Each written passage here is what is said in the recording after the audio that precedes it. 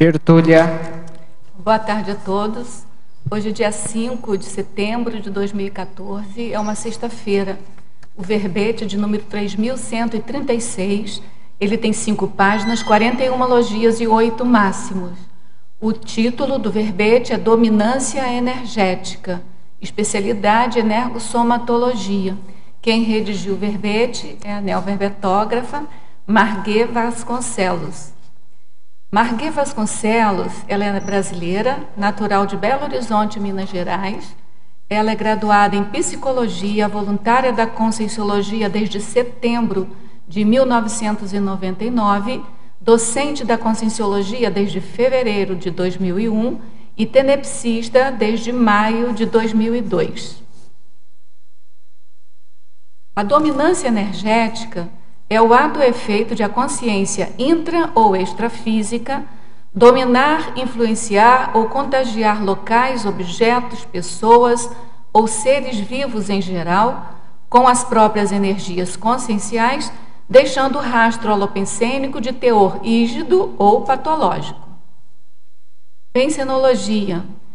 O holopensene pessoal da energossomatologia. A marca impressiva do holopensene pessoal deixada nos locais e objetos. A qualificação da energia pelo mater pensene pessoal. O holopensene pessoal preponderando sobre outros holopensenes. O holopensene das consciências rígidas. O holopensene assistencial.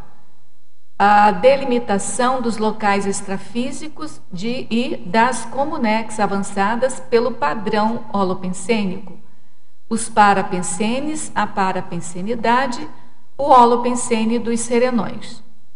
Na fatologia, nós destacamos a capacidade de discriminação do percentual de rigidez e ou de patologia predominante em cada ambiente. A instabilidade emocional da consciência afetando o entorno, as carências afetivas e o comocionalismo contagiando as relações interpessoais. O medo e a insegurança favorecendo a dominação energética de outrem. O constrangimento consciencial provocado pela dominância energética anticosmoética.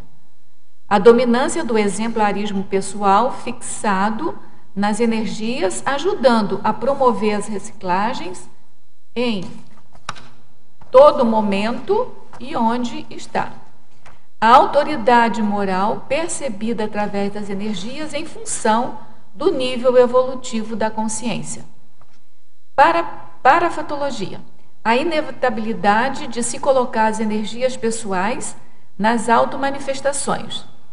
A autovivência do estado vibracional profilático, a sinalética energética e parapsíquica pessoal, podendo intensificar a dominância energosférica, a força de vontade enquanto elemento indispensável no desenvolvimento e domínio das energias, as trocas energéticas inevitáveis e contínuas, a doação energética inconsciente, a vampirização energossomática, os ataques e arrastões extrafísicos, a comoção energética gerada pelas multidões influenciando comportamentos, os rastros energéticos multimilenares enraizados em locais e objetos, a blindagem energética dos ambientes, a qualidade da energia do quarto de dormir, os bagulhos energéticos dificultando a manutenção da rigidez do ambiente, a memória energética fixada nas paredes e nos objetos, a influência das energias gravitantes, a qualidade das energias imanentes, o alto banho energossomático, a influência da central extrafísica de energias, a ascendência do padrão energético das comunexes mais evoluídas, a melhoria pessoal consequente da influência energética de consciências mais evoluídas, a Reurbex promovida pelos serenões. A gente chama a atenção que a parafatologia tem 25 linhas, o que constitui o máximo para o verbete, que é um status de qualidade também, pelo detalhismo do verbete. Na argumentologia, a gente chama atenção aí dos parágrafos caracterologia, que na base, tomando como base, né, a energossomatologia, a verbetógrafa, ela lista 4 tipos de ocorrências advindas da análise da dominância nas interações energéticas e respectivos efeitos. Também ela tem um parágrafo autoesforço, no qual ela chama atenção para a nossa responsabilidade, e o parágrafo aferição, onde a verbetógrafa lista 11 dicas capazes de auxiliar na determinação do nível de dominância energética cosmoética pessoal no atual momento evolutivo. Na remissiologia, nós chamamos atenção, nós destacamos os verbetes: asepsia energética, autodefesa energética, autodiscernimento energético, força presencial e trilha energética. O desenvolvimento da dominância energética cosmoética é condição indispensável para a evolução de qualquer consciência e fundamental na qualificação da interassistência eficaz. Você já consegue aferir o nível de dominância energética pessoal? Vem empregando recursos para analisar os efeitos resultantes da autopresença energética ao entrar em contato com locais, objetos, pessoas ou seres vivos em geral? Na bibliografia específica, a autora contribui com uma fonte de referência.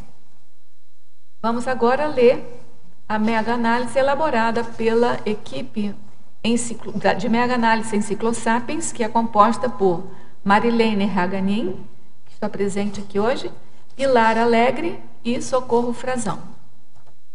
Rastro, influência, energosfera, holopensene, qualificação, sinalética, ascendência, sustentabilidade, desassedialidade, autopensenização, autodiscernimento, retroalimentação, mega-euforização, preponderância, lucidologia, despertologia, energossomatologia, interassistenciologia, parapercepciologia e tenepsologia.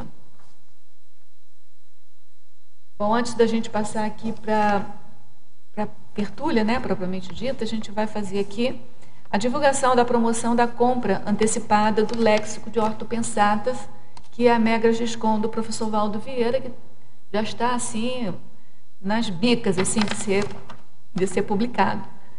E se a gente compra esse léxico, né, que são 2 volumes, antecipadamente, a gente ganha 20% de desconto.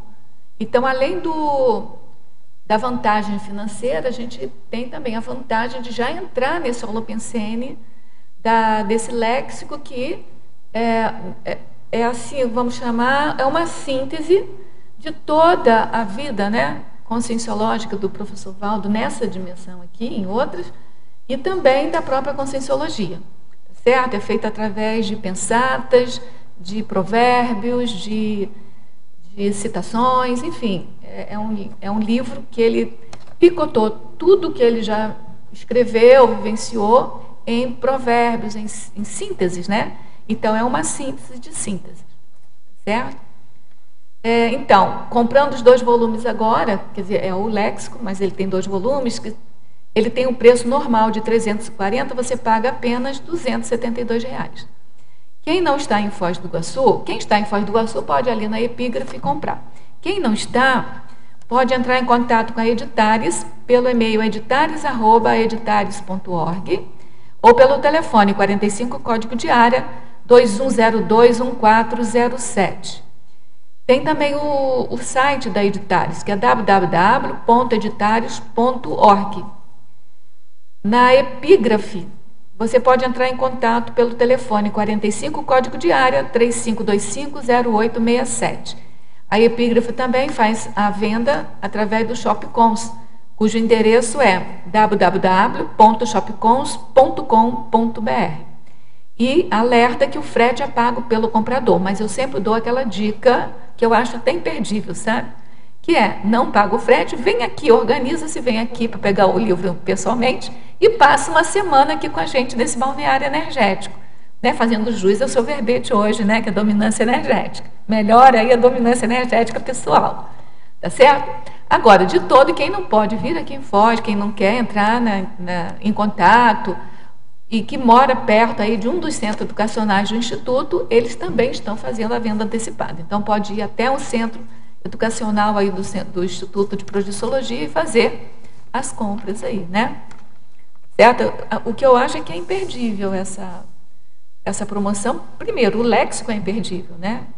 E aí a promoção só ajuda, né? Ajuda todo mundo. Então vamos lá, Marie. Antes da gente ainda passar aqui para as perguntas dos teletertulianos que já chegaram, a gente faz aquela pergunta clássica, sabe? O que te levou a fazer esse título? E durante a elaboração do verbete, o que veio assim de novas ideias a respeito do tema? Se houve modificação em você? O que ajudou, né, a elaboração do verbete com esse tema e por que você escolheu esse tema? Ok, Rosa. Boa tarde a todos. Uma oportunidade de estar aqui, meu primeiro verbete. Esse tema, ele é um tema, o trabalho com as energias é uma coisa que eu sempre dei muita ênfase na minha vida. Até antes mesmo de conhecer a Conscienciologia, eu já trabalhava com energia, ao meu modo, muito sem vínculo nenhum com religião, outras linhas, né, muito autodidata, li aqueles livros e punha em prática. Então, assim, é um tema que sempre me chamou a atenção, eu sempre trabalhei muito e eu acho que talvez até por isso, quando eu me deparei com as técnicas da Conscienciologia para trabalho com energia, eu não tive dificuldade. Tanto que a primeira vez que eu instalei o estado vibracional, foi o curso que eu fiz, na época era Bioenergia Sem Muros, eu instalei o estado vibracional pela técnica que foi sugerida, que era da mobilização básica de energias, e também pela minha técnica que eu usava e falei, bom, qual que eu tenho mais facilidade? Só que com o tempo eu fui vendo assim a diferença entre o profissionalismo, né, que a gente traz aqui na Conscienciologia. Então a ideia é deixar de ser amador. Então, isso é um dos objetivos quando a gente trabalha o parapsiquismo, quando a gente trabalha com as energias, é deixar de ser amador, deixar de ver o mundo numa única dimensão, começar a perceber um pouco do que existe em outras dimensões. Então, eu vejo que, pela minha afinidade com as energias, eu achei que esse tema cabia. Eu até, no início, eu queria colocar o tema contaminação energética, mas só que aí ficava nosográfico, e eu queria uma abordagem que fosse mais neutra, ou seja, que a gente pudesse pegar os dois lados. Mas a ideia é mais ou menos assim, o quanto que a pessoa é capaz de influenciar a partir do seu processo pessoal. Então, o quanto que ela já consegue ter de domínio sobre as situações a partir das energias e o quanto que ela é capaz de promover alguma mudança. Então, essa que é a ideia. E assim, na composição do verbete, eu não senti dificuldade em compor o verbete. Eu acho que eu devia estar bem conectada aí com a parte de função. Mas eu vejo que foram fases na minha vida onde teve muita pressão extrafísica. Então, eu acho que eu estou conseguindo, estou viva ainda, estou conseguindo lidar com tudo isso aí. Porque uma série de questões que eu estou mexendo trouxeram muita pressão. E eu acho que isso também foi mais ou menos assim, meio que um teste para o verbete, acabou sendo um teste. Muito bem, vamos então às primeiras perguntas dos teletertulianos. A verbetógrafa, a professora Marguet, Fatologia, página 29, quinta linha. Como podemos reverter o quadro atual das guerras e o processo bélico que contagia negativamente os respectivos locais? Como impor nosso padrão energético no mundo cada dia mais belicoso? Eu vejo uma questão que é indissociável, que é o pensene, pensamento, sentimento e energia. Então, a energia, ela é um reflexo da consciência, do pensamento e do sentimento dela. Então, assim, quando você pensa no belicismo, eu vejo que é o processo da pessoa, primeiro, se ela tiver uma autoconscientização multidimensional, ela vai começar a ter uma ideia melhor do que acontece nos bastidores, da extensão daquilo que ela faz, dentro do processo das guerras, dentro do processo, seja lá o que for, os pensenes anticosmoéticos, os sentimentos anticosmoéticos. Então, o reflexo disso no intrafísico. Porque essa divisão dimensional, ela ilude muito, porque, na realidade, tudo interage o tempo todo. Então, eu vejo que, primeiro, conscientização, né, das pessoas, elas começarem a ver o quanto que as guerras prejudicam, né? Isso aí tudo tem a ver com o nível evolutivo das consciências, né? Eu acho que é um crescendo de melhoria do planeta, mas eu vejo que é a partir da educação e da reeducação também parapsíquica, a pessoa começar a perceber os efeitos daquilo que ela faz. E parte do pensene, começa ali, porque energia, ela não importa em qual dimensão você esteja. Então, às vezes, você acha que porque você está pensando, você não está agindo. Você está agindo, só que em outra dimensão. E aquilo vai se refletir nas energias e, dependendo do potencial energético da pessoa, ela pode até materializar algumas coisas a partir disso aí. Então, você acha que quanto mais despertos espalhados pelo planeta, quanto mais serenões espalhados pelo planeta, essa dominância energética vai acabar ajudando a essa questão das guerras, né? E tudo parte do processo da interassistência, começar a ver o outro, começar a perceber o outro, ver como que você pode ajudar, a relação do ganha-ganha, todo mundo ganha. Então, interassistência, todo mundo ganha. E quando você pensa em lesar o outro, alguém tem que perder para o outro ganhar, entendeu? Então, eu vejo que é mais ou menos por essa linha. Respondi, acho que é por aí, né? Em Parafatologia, página 30, 11ª linha, poderia falar e exemplificar sobre os ambientes doadores de energia? Sim, os ambientes doadores de energia. Nós estamos aqui no ambiente doador de energia, o tertuliário, o CAEC, os ambientes rígidos, onde você trabalha questões mais mental-somáticas, onde você foca na interassistência. Então, normalmente são ambientes doadores.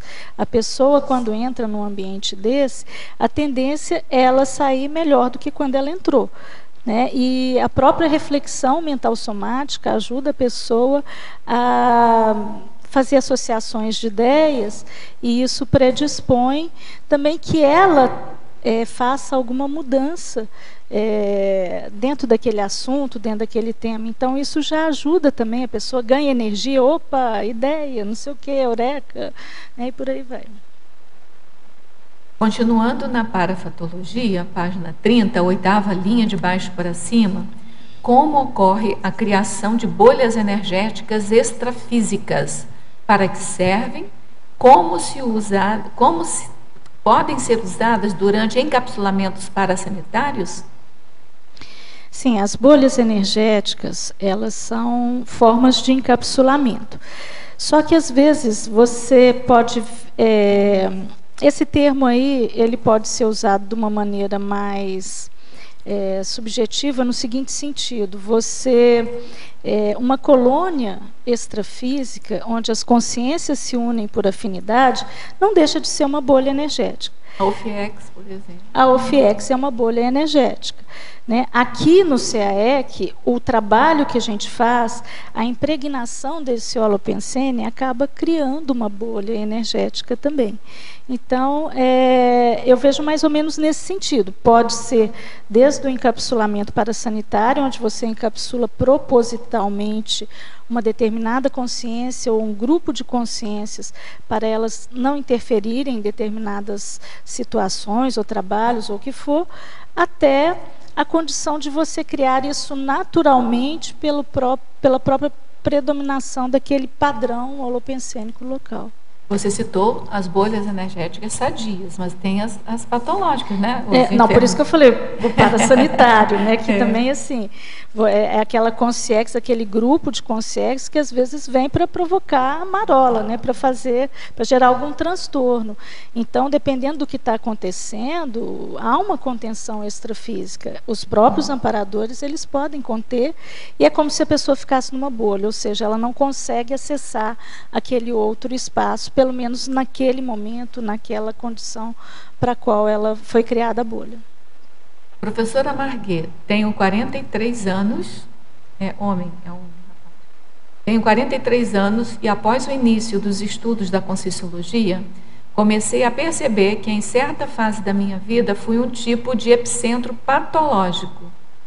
Pratico esportes há mais de 35 anos, sem ter quebrado nenhum osso ou contusão muscular grave.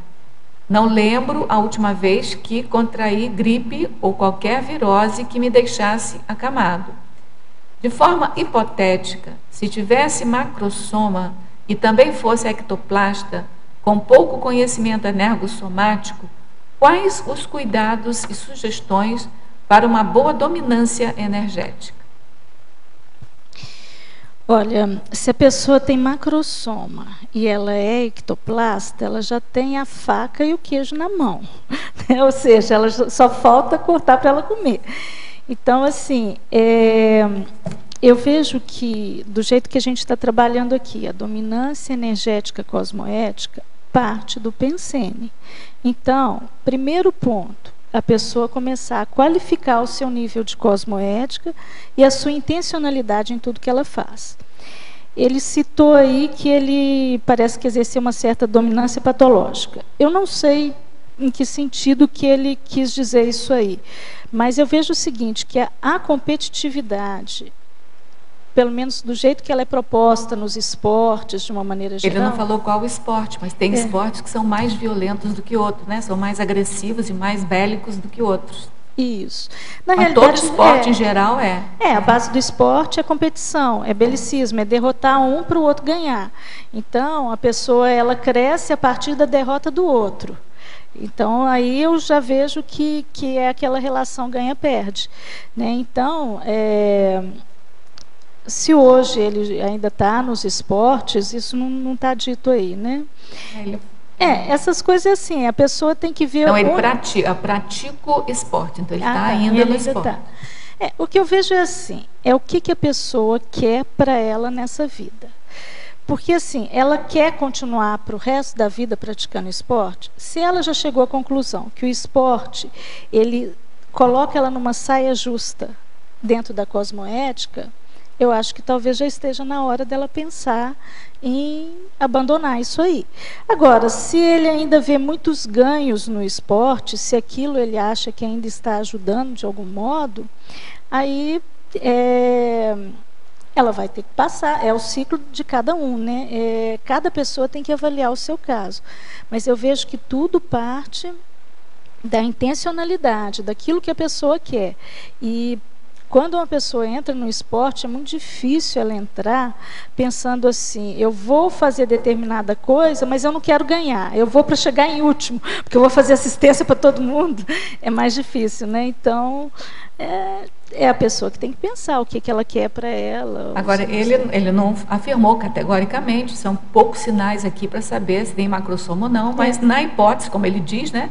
Se ele tiver macrossoma, se tiver também, se for um ectoplasta, primeiro, o macrossoma não vem de graça, não vem de bobs. O macrossoma, para uma pessoa que é intermissivista, tem um planejamento atrás desse macrossoma. É um corpo maceteado para chegar aqui no intrafísico e exercer um tipo de tarefa específica. Ele é todo maceteado. Se ele já está percebendo esse incômodo, seja leve ou... Né? Ele está percebendo, tanto que ele já fez essa pergunta. É para ele abrir o olho. A ectoplasmia, se ele tem bastante ectoplasmia junto com o macrossoma, e ficar nesse círculo vicioso de não fazer muita assistência, isso vai acumulando e pode acontecer realmente, né? Que aquilo tudo dê para trás para ele. Por isso que ele teve esse sentimento que a vida ele, numa certa fase da vida dele, ele foi epicentro patológico, a impressão que deu aqui é que ele agora está num momento de virada, talvez. Um momento de virada, né? Então aproveita esse momento de virada e vê o que pode fazer de proveito, né? Tem uma outra questão aí, Rosa, que eu acho que é para refletir, que é o seguinte: o ectoplasta, se ele mantém a pensenidade equivocada, aquilo move muito, né, acidente de percurso. Porque potencializa demais, né? Então, se ele não tem históricos de quedas, de acidentes, de não sei o quê, de coisas que gerassem transtornos, talvez ele tenha até uma... Aí ele tem que avaliar se ele é realmente ectoplasta, porque pode ser que ele não seja, ou então como é que está o nível da pensenidade dele, que talvez pode ser até ele está um pouco mais rígido dentro do processo, né? Então são coisas que me chamam a atenção por isso. É porque ectoplasmia, até o que a gente entende, é uma energia mais explícita, né? Então a pensenidade, como você começou a sua tertúlia falando, é indissociável, pensamento, sentimento, energia. Então se ele está num ambiente onde ele já está vendo coisas que não são mais apropriadas para ele, mantém ali, aquela energia vai potencializar. Então, não é que a gente não está rogando praga aqui, mas é lei de causa e efeito isso, não é uma questão de previsão ou de estar prevendo alguma coisa de ruim acontecer. É lei de causa e efeito. À medida que você descobre e dá atenção para a sua ectoplasmia, dá atenção para o macrosoma, é como se a gente se autocobrasse. E aquilo, se você não faz nada para mudar, vem a lei de causa e efeito e as coisas começam a acontecer mesmo. Ele tem que ficar atento a isso aí, né? Então tá. A verbetógrafa Estrangeirismologia, página 29, segunda linha. Poderia explicar a expressão hic et nunc e sua relação com a força presencial? Essa expressão é uma expressão latina que quer dizer aqui e agora. Então, a força presencial você exerce no aqui e agora, no momento. Você chegou, está ali a sua força presencial. Quando você fala de energia, então, é o tempo todo, né? É aqui e agora e o tempo todo. Parafatologia, página 30, 13ª linha. Como aferir a qualidade das energias do quarto de dormir? Essa é boa, né?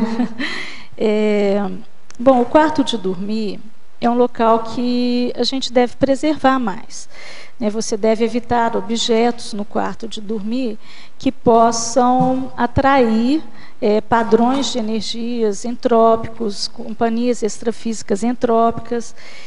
E tem também a condição de talvez ser o local que tenha mais as energias da gente numa casa, porque a gente passa, em média, 8 horas por dia no quarto de dormir, em média, né?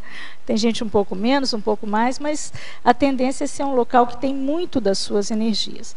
Então, assim, para você aferir, como que você dorme e como que você acorda. Eu acho que começa por aí.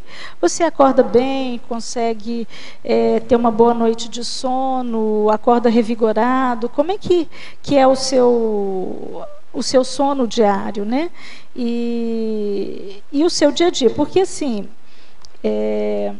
a tendência quando se faz assistência é que no período que você está aparentemente dormindo, você pode estar fora do corpo e ter inconsciências de todos os tipos que te procuram, desde aquelas que querem te assediar até aquelas que querem te amparar, né? Então você vai ter todos os tipos de consciência ao seu redor, mas o resultado, né, o saldo mostra ali como que está o padrão da sua energia. Eu acho que é por aí.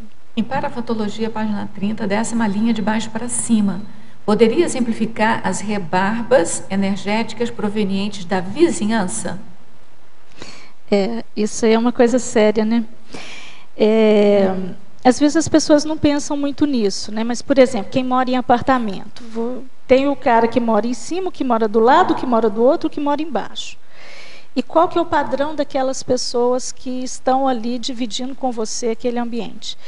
Porque o fato de ter paredes não impede a energia de passar, né? Isso é só uma convenção, né? Que a gente coloca, ó, esse espaço aqui é meu, aquele é seu, né? Então, assim, se você mora num ambiente onde tem padrões complicados ao redor, você tem que ter um reforço danado na sua blindagem energética, né, do seu ambiente, para você sofrer menos interferências ou até mesmo ser capaz de não sofrer interferências. E tem de ver até se a pessoa tem que ficar ali, né? Se ela não afiniza com aquele padrão, se é para ela continuar morando naquele local. Às vezes não dá para ela mudar ali na hora, mas daqui a algum tempo ela se organizar para sair daquele ambiente, né? Mas eu vejo que onde você está sempre sofrendo interferência, porque a energia, ela se mistura onde você estiver. A tendência da energia é a interação. Então, ela está sempre misturando os ambientes, né, com as pessoas, os acoplamentos, as assimilações e por aí vai.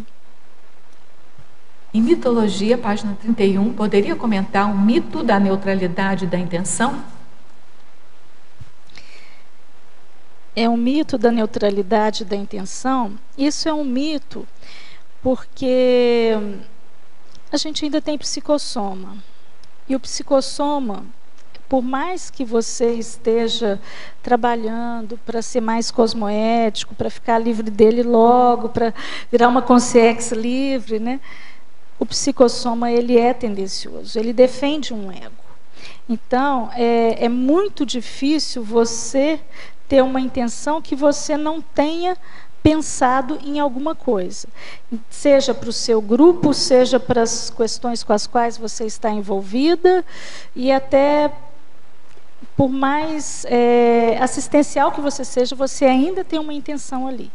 Que você pode estar buscando a intenção de que seja o melhor para todos, mas ainda existe uma intenção, entendeu? Você ainda vai impor o seu padrão ali. Então, por isso que eu acho que é um mito.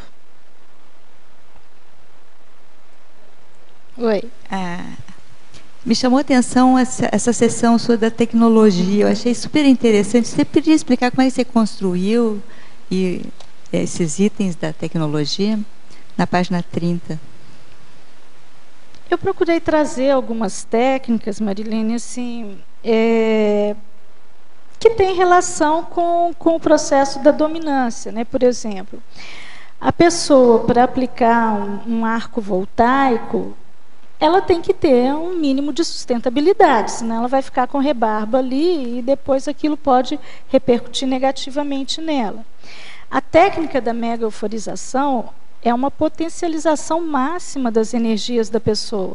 Então, aquilo ali, a pessoa tem também que ter algum domínio de energia para promover a auto-mega euforização, porque aquilo ali vai dinamizar uma série de coisas. Por exemplo, ela vai se predispor a ficar em primener, a ter uma expansão das energias, né? Então, pode acontecer N fenômenos consequentes da mega euforização que são positivos. A técnica da desassedialidade direta, né, que é uma técnica onde você vai atuar diretamente com a pessoa. Lembrando aqui que todos esses termos aqui, minto, todos não. A técnica da chuveirada hidromagnética eu acho que não tem verbete, mas os outros são temas de verbetes, né? Então tem o verbete técnica da desassedialidade direta, né? Tem o verbete a técnica da parasepsia antecipada.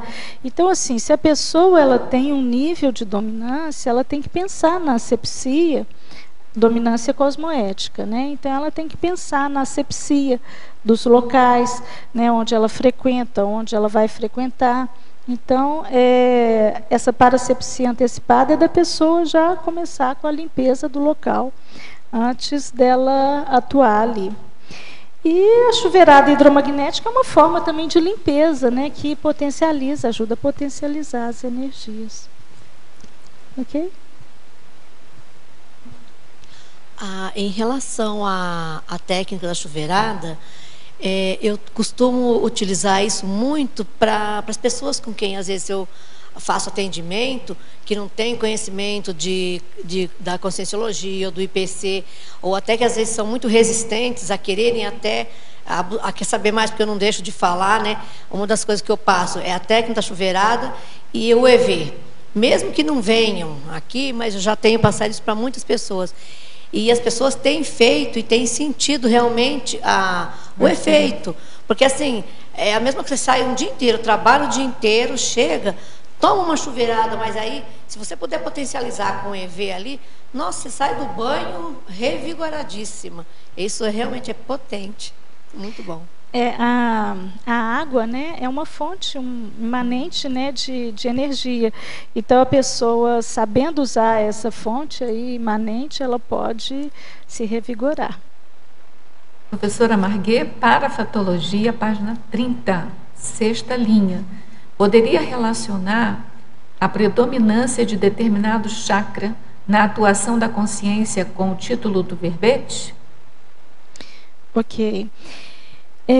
A predominância de determinado chakra, eu coloquei isso aí pelo seguinte: o fato da pessoa ter dominância energética, não necessariamente ela é cosmoética. Então, às vezes a pessoa ela domina energia, mas mexendo pelo sexo chakra, por exemplo. Então, ela vai querer promover a sedução das outras pessoas através do sexo chakra. Então, ela vai exercer um potencial de dominância, mas que nem sempre é o mais adequado.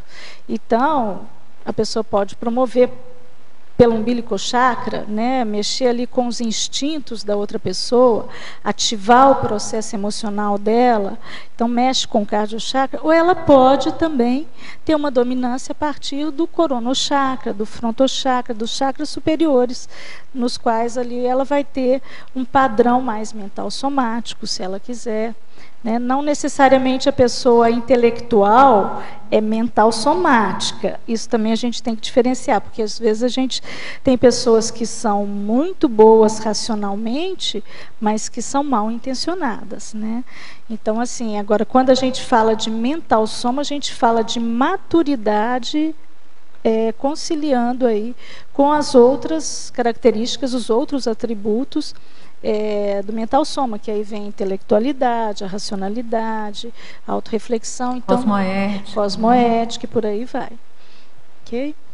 Bem, aferição, página 32, é um dos itens ela quer o número 11, tara parapsíquica. É na página 32, você já viu aí? Já. O item 11, tara parapsíquica, o nível de suportabilidade energética pessoal nas escagens interconscienciais, sem obnubilação e ou piora do humor. O que a gente percebe? Que a tara parapsíquica, aí no caso, é a capacidade que a pessoa tem de enfrentar determinadas situações, ambientes, grupos de pessoas ou o que for, fazer escagem de consciências, né, dentro do processo assistencial, só que de uma maneira mais lúcida, mantendo a rigidez. Porque quando você coloca você faz uma escagem de um padrão de energia que é mais negativo, ou você coloca consciências na sua psicosfera que são muito alteradas, que estão muito contaminadas, a tendência é o quê? É baixar a lucidez da pessoa, ela ficar obnubilada.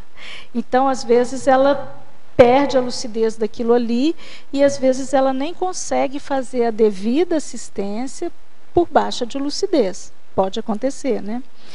E às vezes o que acontece? Quando a pessoa está escada de um modo mais inconsciente também, ela pode ter a piora do humor, porque se a consciência é muito alterada, às vezes vai influenciar no humor da pessoa. Então, ela consegue fazer assistência para aquelas consciências entrar em determinados ambientes e continuar sendo quem ela é, ou seja, sem piora da lucidez, sem piora do humor, né? Então, essa é que é a ideia. Só para chamar a atenção que tara parapsíquica é um verbete do professor Valdo Vieira. E esse tara aí não é de tarado, não. É de tarado, de endoidecido, não. É tara de equilíbrio. É como a Marguet falou. Então, se você vai aguentar a força da pressão, né, das consciências assistidas, né, mais necessitadas, carentes, parapsicéricas, você tem que ter um desenvolvimento parapsíquico adequado para fazer o equilíbrio. Então, é tara de balança, de equilíbrio. né? Porque Isso. é bom deixar isso claro, porque e é um verbete do professor Valdo que vale a pena você aprofundar na ideia. Bom? A verbetógrafa para fatologia, página 30, final da 6ª linha de baixo para cima. Poderia comentar o patrocínio do alto banho energossomático?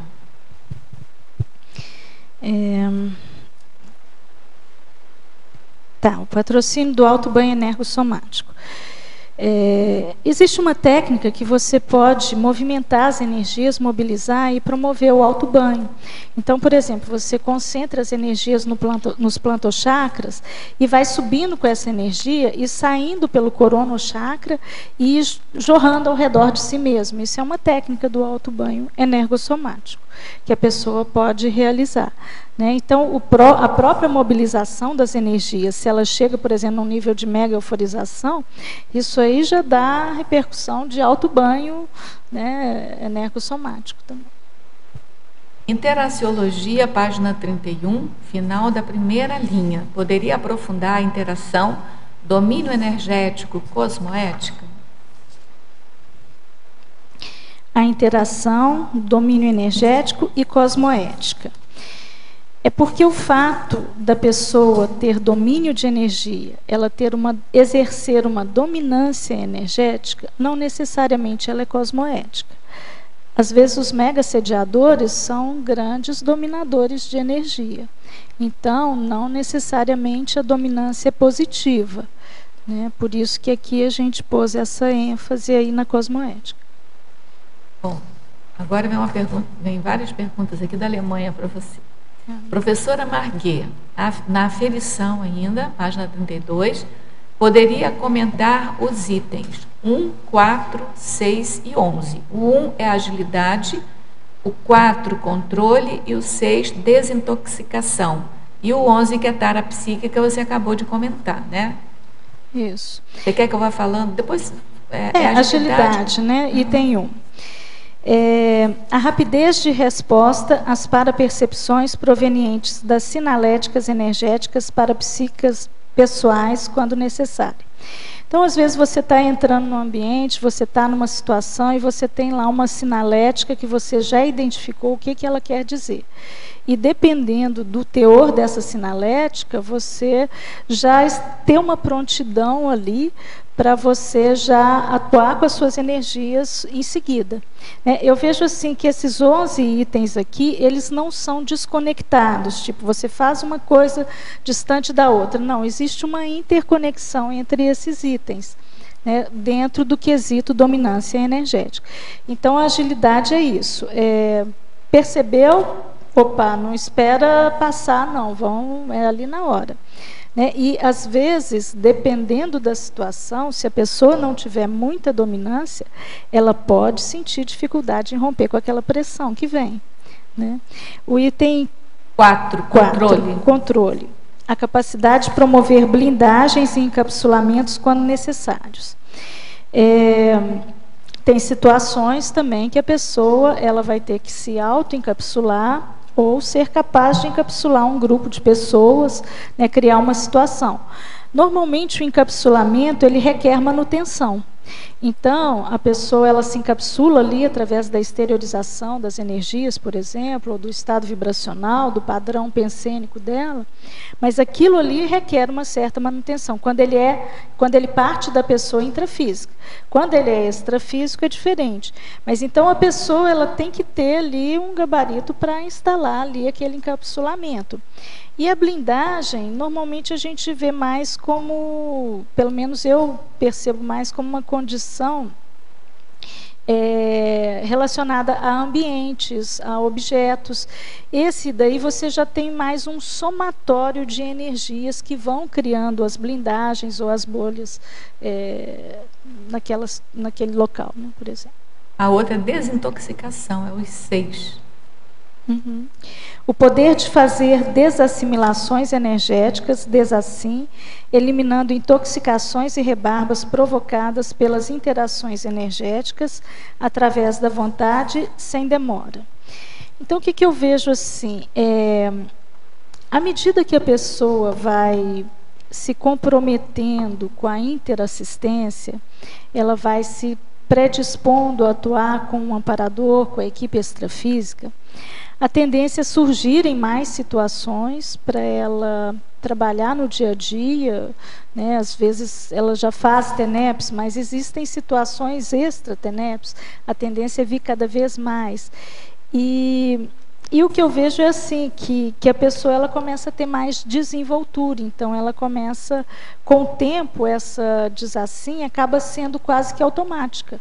Né? Então ela não precisa ficar pensando, agora vou parar e vou desassimilar. Faço um estado vibracional, respiro fundo, desassimilei. Não, não é por aí. Então, às vezes a pessoa ela já vai num fluxo ali de interassistência, que a própria pensenidade dela, rigidez, domínio das energias, aquilo ali já vai, sai de uma para outra, e no final ela está sempre assim, atenta para ver se está mantendo o equilíbrio energético ali. Tá, a última parapsia você já respondeu. Se você quiser falar alguma coisa que você lembrou depois, você pode falar. Eu vejo que já foi dito, né? A condição da pessoa suportar uma pressão sem sucumbir. Na fatologia, você coloca o primeiro item assim, ó, capacidade de discriminação do percentual de rigidez e ou de patologia predominante em cada ambiente. Você usa alguma técnica específica ou já usou, agora é automático? Como é que funcionou isso? Foi fácil para você entrar no ambiente e ver logo como é que ele está? Bom, eu acho que é importante salientar uma condição aqui, em relação ao percentual de rigidez e de patologia. Não existe, em tese, energia boa ou energia ruim. O que existe é afinidade energética. Então, às vezes, um ambiente que pode ser patológico para uma pessoa, pode ser rígido para outra, porque é o arroz com feijão dela. Então, ela vive naquilo ali, ela respira aquilo ali, ela não tem lucidez para o processo e para ela aquilo está bom. Então, quando ela chega num ambiente daqueles, ela pode se afinizar e para ela o ambiente está bom. Agora, quando a gente começa a querer virar um especialista, a sair do amadorismo e para o profissionalismo da interassistência, é bom você começar a pensar no amparador e no padrão de energia do amparador e nos padrões que se assemelham àquele nível de rigidez. Então, eu, particularmente, eu uso muito a técnica da psicometria, mas isso é meio íncito. Eu nunca... eu lembro que quando eu era nova, eu já entrava nos ambientes, eu já sentia. Eu lembro uma vez, isso para mim foi um caso que me chamou muita atenção, porque foi bem clássico. Eu estava olhando, eu era novinha, eu tinha 18, 20 anos, sei lá, não lembro quantos anos. Mas eu estava olhando um apartamento para alugar junto com minha mãe, e na hora que a gente começou a entrar no prédio, eu falei, ih, mãe, esse apartamento não vai dar, não. Isso aqui não está legal. Quanto mais eu subia as escadas, mais o negócio ficava pressionando, apertado, até que a gente entrou no apartamento, me veio aquele flash assim, olha, teve alguma coisa séria aqui, algum assassinato, alguma coisa, que eu não quis também entrar muito, até porque na época eu não conhecia de energia, assim, de defesa energética, dessas coisas. E eu lembro que quando eu saí, eu fui fechar a porta do apartamento e a chave quebrou na minha mão. Então, assim, então quando o negócio é pesado,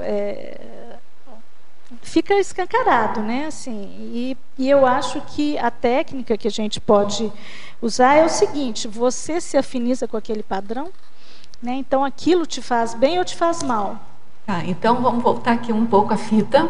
Então existe a energia que está contaminada ali. Você que vai detectar aquilo dependendo do teu padrão. Isso. Tá. Eu acho que ficou claro, não ficou? Ficou agora, ficou claro.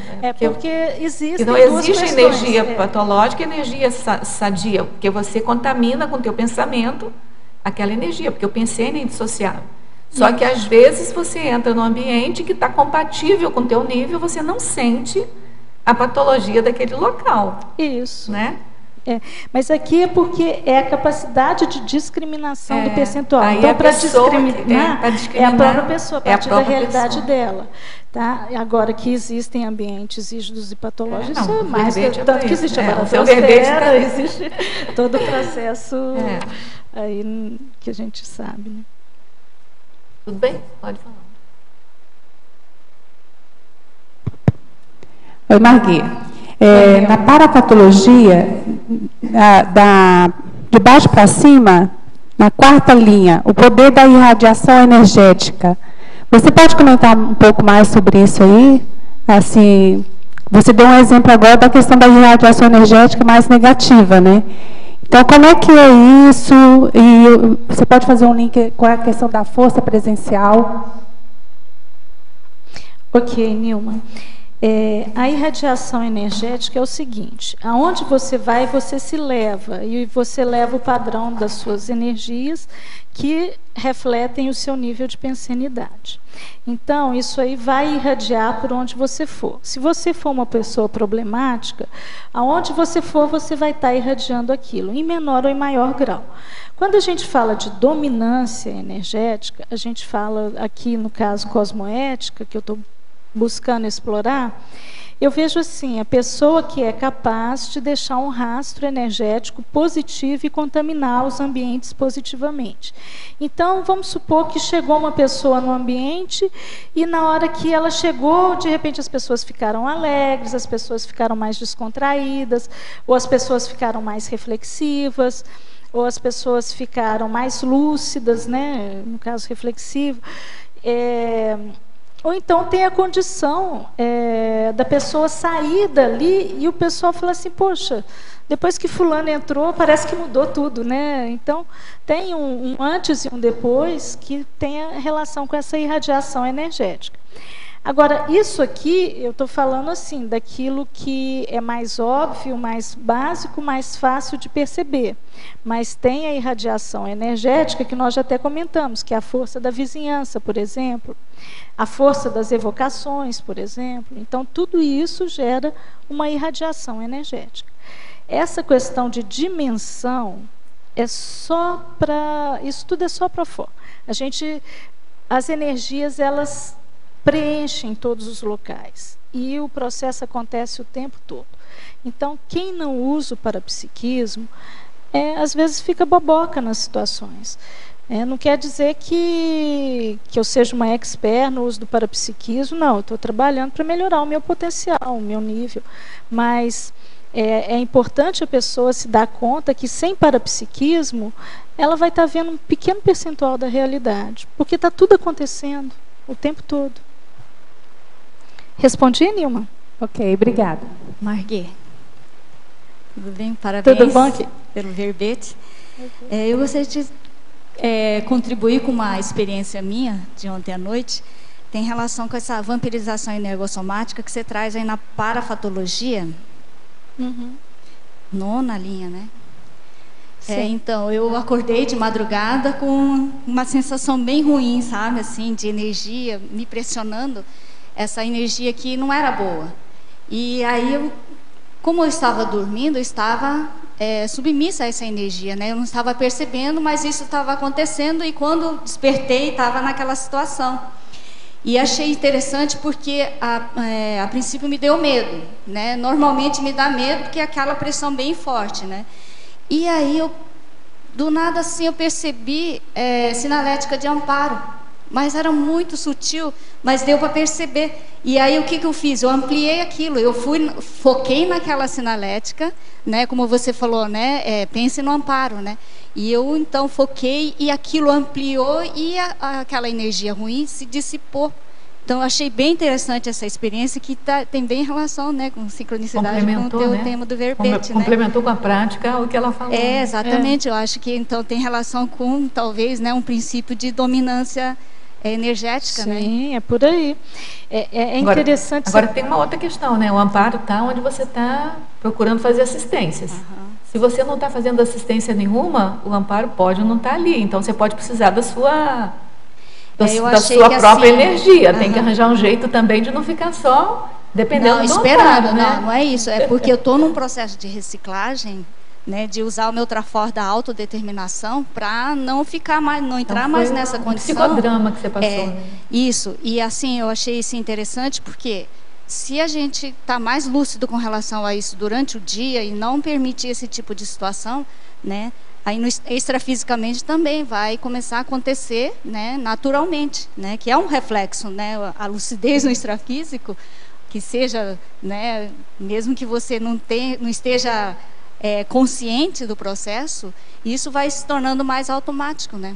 E, inclusive no dia a dia também a gente vai tendo mais essa bagagem, né, de estar trabalhando melhor com as energias, né? Eu vejo que existe um processo de treinamento para lidar com o assédio. Então, assim, você conviver com os ataques extrafísicos, né? E você saber se defender daquilo ali sem gerar antagonismo com o assediador. Isso aqui é importante. Então, isso aí, teve uma época que eu passei por uma série de treinamentos desse tipo, que eu vi exatamente esse tipo de coisa, entendeu? Tinha muito ataque extrafísico, e como é que eu fazia com aquilo ali? Então, no início, eu tinha uma reatividade natural, e com o tempo eu fui vendo que não era por aí, que eu tinha era que preservar a minha pensenidade, o meu domínio energético, para eu conseguir jogar energias positivas para o assediador, senão ia ser mais uma assediadora, eu estava fazendo igual a ele, né? Então, eu percebi isso. Agora, você está trazendo aí uma condição, eu tive uma experiência uma vez que foi mais ou menos nessa época também, que tinha muito ataque extrafísico. Foi uma época de mudança também na minha vida. Então, eu acho que eu estava mudando para alguma coisa que incomodou, né? Que mexeu com muita coisa. Mas eu vi assim que eu custei a perceber que eu estava tendo uma barreira extrafísica para a minha saída do corpo. E até que um belo dia, assim, eu comecei a acordar um pouco cansada, sabe? Eu comecei a perceber que tinha alguma coisa que não estava redonda. Na hora que eu começava a dormir, parecia que a minha energia não expandia muito. E aí eu comecei a tentar mapear aquilo ali. E até que um belo dia eu percebi que havia como se fosse assim, eles colocaram um muro energético ao redor de mim. E aí o meu trabalho foi afastar isso daí. Então, eu me considero bem-sucedida porque, no final das contas, eu acho que eu consegui me libertar. Mas tinha isso aí, eu achei interessante, porque às vezes a gente não se toca, porque o assédio, às vezes, ele não quer que a pessoa saia do corpo. Então, quando ela não sai do corpo, ela fica mais defasada, ela fica mais difícil de dominar as energias, exige um esforço maior, né? Então, mas eu penso assim que os assediadores, a gente tem que desdramatizar um pouco isso também, né? Porque são, na verdade, os afins se atraem, ou é um processo de assistência, né? Por que eles estão com a gente? Né? Pode ter alguma afinização pensênica, ou eu penso assim na questão do público-alvo assistencial, sabe? Mas eu já tive umas experiências, até quando eu fui professora de CIP, na época aí, naquelas atividades que o professor faz, né? Sim. E era interessante, assim, que para mim ficou nítido, que é assim, ó, o amparador, quando é o caso de você estar fazendo alguma coisa, algum movimento de mudança, ele prepara como se fosse um psicodrama para você, ou uma tarefa para você, que é para treinar você a fazer alguma coisa, a mudar de patamar, mas quem ele leva para você treinar são as pessoas que necessitam de amparo. Ou seja, lá pela tua afinidade, ou pela afinidade daquele trabalho. Ou pela escagem, né? Escagem do contexto. Então, assim, é muito interessante, porque vocês devem saber qual é a atividade, que é aquela atividade de clarividência que o professor faz com os alunos. Então, assim, eu percebia as consciências vindo, eu percebi a assimilação comigo, eu percebi ela saindo, percebi a outra entrando, eu sabia assim, a personalidade de cada uma, eu sabia que aquilo estava sendo trabalhado, a personalidade de cada uma que passava por ali, entendeu? E os alunos estavam trabalhando a clarividência comigo. Então, veja, os alunos trabalhando a clarividência, eu trabalhando essa condição de assimilação e de percepção, e as consciências sendo atendidas ali. E é claro, o amparador gerenciando tudo aquilo. Sim. Né? E eu fiquei assim, gente, é tudo muito... Eles não perdem tempo de fazer uma ajuda. Por exemplo, você está fazendo alguma mudança, ele não vai fazer só com você, ele já arruma todo um contexto ali, todo um povo ali, e já resolve um monte de problema ao mesmo tempo. Deu? Eu queria entender um pouco melhor também, isso, mas essa minha experiência deu essa visão. Então, quando eu vejo você falando, é mais ou menos isso que eu percebo. Isso, é desdramatizar, né? Quer dizer, possivelmente nem fosse um assediador seu ali, era alguém que precisava de assistência, que já aproveitou a necessidade de você fazer essa experiência sua, de se bancar ali, entendeu? E aí já ajudou todo mundo. É um contexto mesmo, é um enredo ali. Eu acho assim, isso maravilhoso assim, de pensar. Sabe? É interessante, né? É um sistema. É um teatro, né? É um sistema. Eu prefiro drama. chamar de sistema do que de teatro, porque teatro parece que é uma coisa falsa. É um sistema. A gente vive em sistemas. Sabe? Tudo organizado em sistema. Agora tem uma coisa, Rosa, que eu vejo assim. A gente dramatiza muito quando a gente fala de assédio, guia cego e amparo. Eu vejo que no dia a dia a evolução é isso. Todos nós temos um percentual de assediador, um percentual de guia cego e um percentual de amparador. O que a gente tem que ver é o que já predomina na gente e o que a gente, com qual padrão a gente está conectando no nosso dia a dia. Então, eu procuro usar uma técnica que, quando eu estou numa situação, às vezes, um pouco complicada, eu falo assim, como é que um amparador agiria numa situação dessas? Porque aí você tira o drama, você tira o foco, você procura conectar com aquela consciência mais rígida. Mas, muitas vezes, vem ali algum processo seu que precisa ser trabalhado. Então, se você der muita ênfase ao seu processo ali, a tendência, às vezes, é você ir para o lado do assediador. Porque aí você vai querer defender o seu processo, o seu ego, porque o ego é a primeira defesa da consciência, né? Ela está sempre querendo defender de algum modo, né? Então, eu vejo que é por aí, é desconectar do processo. O próprio professor Valdo fala muito do egocídio, né? Então, é você desconectar do processo egóico e ver o que é melhor naquela situação, independente do que você acha que é o melhor, mas às vezes a gente não consegue perceber tudo, né? Então, é ampliar aí a visão de conjunto.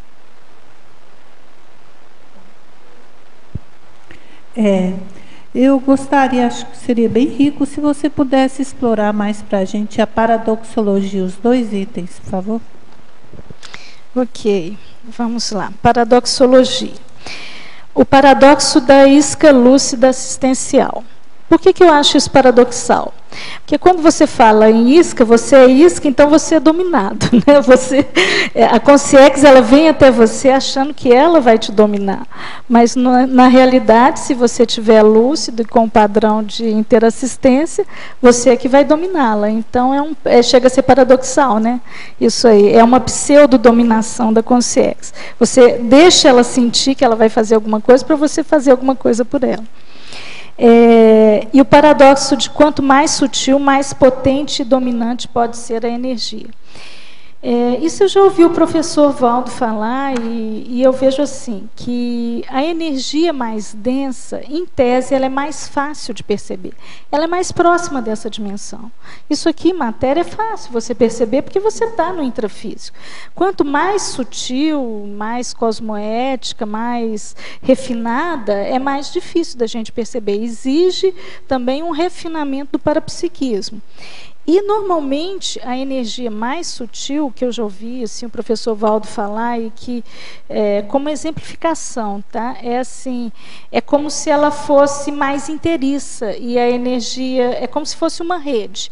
Pensa assim num coador, numa peneira. Então, a energia mais densa, os buracos são maiores. E a energia mais sutil, os buracos são apertadinhos, não passa nada ali, entendeu? Então, ela pega mais coisa, embora você perceba menos. Né? Então, é mais ou menos, também um pouco paradoxal, né? Também pensar também no anonimato do serenão, né? Que é uma potência de energia e sutilíssimo, que a gente não percebe, tá aí, pode né? Estar por aí, a gente quem conectou. Quem sabe, pode ser um de vocês aí, o serenão, e a gente não sabe. Quem conectou com o serenão aqui, né? Às vezes a pessoa não está percebendo a irradiação energética da sutileza das energias do serenão. Tá bom, obrigada, viu? Obrigada pelo verbete também. Obrigada. Agora, você já falou nessa questão que está na tua fatologia, na terceira linha, que é o medo e a insegurança favorecendo a dominação energética de outrem. Mas acho que vale a pena a gente falar nisso. Quer dizer, você falou o reverso disso, né? A desdramatização. Até aqui que eu dei o exemplo da desdramatização. Isso. Mas eu podia tocar nesse assunto também, do medo e da insegurança favorecendo a dominação energética de outrem. Pode expandir mais isso para a gente? Normalmente, quando a pessoa ela tem medo, ela tem insegurança, ela já se deu praticamente por vencida ali, né? Então ela já recua, ela já dá um passo atrás. Se ela dá um passo atrás, ela vai favorecer que o outro que está mais confiante, que não tem medo, ele vai dar um passo a mais à frente. Então ela vai se permitindo ser encurralada. Então, quando a pessoa ela não exerce o poder de autodominância energética, ela está, na realidade, por medo, por insegurança, pelos motivos que for, ela está se permitindo ser encurralada. E aí, se a pessoa é anticosmoética, ela vai te dominar. É só lembrar da relação da pessoa que tem medo de cachorro, né? O cachorro cresce em cima da pessoa, late, não sei o quê, vem, principalmente se for bravo, né? Então tem ali, a gente sabe que tem um processo hormonal da adrenalina, o cachorro percebe o cheiro e tal, mas é um processo do medo, a pessoa recua e o outro vem. Agora, no reverso dessa questão, a última linha da fatologia. A dominância do exemplarismo pessoal fixado nas energias, ajudando a promover reciclagens em todo momento onde está. Em todo momento e onde você está. E onde estiver. Onde aqui foi escrito errado. Então, assim, energia e radiação energética, você se leva onde você vai. Se você tem um exemplarismo positivo, isso está no seu pensamento, no seu sentimento, que vai repercutir nas suas energias, nas suas atitudes, e isso vai reverberar ao redor. Então, às vezes, a pessoa ela não precisa falar nada. Ela chega, mas as energias dela já falam alguma coisa por ela, já dão o exemplo dela. Em outros casos, dependendo do grupo onde você está inserido, das pessoas com quem você vai atuar, às vezes são pessoas que não estão predispostas à mudança ou a ver quem está ali dando exemplo, né? Mas a somatória de exemplos é mais ou menos aquela água mole em pedra dura, vai batendo até que uma hora cai a ficha para outra pessoa. Então, eu vejo que tem aquela que o grupo, as pessoas, os ambientes podem ter uma percepção rápida do exemplarismo, que é pelo padrão de energia que chega, pela força presencial da pessoa, ou, às vezes, pela repetição de atitudes do dia a dia. Em Principiologia, você tem aqui, quer ver, olha, o princípio da energia não mentir. Não sei se você já viu. Já vi aqui. E aí, o que você pode falar para a gente desse princípio? Não mente, eu não consigo fazer uma carinha de boa e a minha energia passar despercebida? Olha, essa é a realidade. O Sereno não mente para a gente. Ele é uma potência e finge que não é. Eu não acho que ele não mente pra gente, não. Eu acho que nós é que somos incapazes de perceber. É um pouco diferente. Ele não mente, não. Ele está ali, só que é tão sutil e tão abrangente, né? Que contamina tudo que você não vê a diferença. Opa, ali tá. Deve ser tudo a mesma coisa, né? Então a pessoa às vezes não faz associação de ideia que deve ter algo diferente ali. Né? Então, assim, a pessoa que usa o parapsiquismo, né, voltando aqui, repetindo, a energia não mente, porque, pelo princípio do Pensene, a energia ela vai expressar aquilo que você pensa e que você sente. Então, a energia não mente. Se a pessoa tem gabarito para perceber, é outra história. Então, o outro chegou aqui, fez uma afirmação. Então, é muito comum, assim, às vezes a pessoa está falando uma coisa e você olha para a pessoa e fala assim, engraçado, parece que essa ideia está confusa, não está redondo, não está caindo bem. Então, ali já pode ser uma detecção de que a informação está truncada, a pessoa está tentando falar ou demonstrar alguma coisa que a energia dela está passando outra. Então, a energia, ela fala por si mesma, né? Agora, nós temos é que refinar a nossa percepção do padrão das energias. Então, essa coisa de você falar assim, nossa, eu conheci, parecia tão legal aquela pessoa, mas depois a gente viu o que é. Isso é porque a gente não tem parapsiquismo. Porque se a gente tiver parapsiquismo, a gente vai ver logo quem é de imediato, é isso? Até certo ponto, sim, tem que ver os ganhos secundários da pessoa, porque a consciência é muito complexa. Então, às vezes, ela tem ali, não, mas eu queria acreditar que aquilo ali fosse verdade. Então, ela dá todos os créditos, ela investe, ela faz. Depois fala assim, mas como fulano fez isso comigo, não sei o quê. Então, assim, tem que pensar que, às vezes, a pessoa, às vezes, ela tem outras questões para resolver que não deixam ela tomar atitudes ou perceber adequadamente. Então, é muito complexo a gente sintetizar, né, assim, em poucas palavras, tentar encaixar tudo no mesmo processo. Eu acho que a consciência é complexa, os mecanismos que ela utiliza são complexos, e é por isso que a gente tem muita distorção perceptiva e paraperceptiva, porque envolve a interpretação, envolve outras características ali da intraconsciencialidade dentro da percepção da pessoa.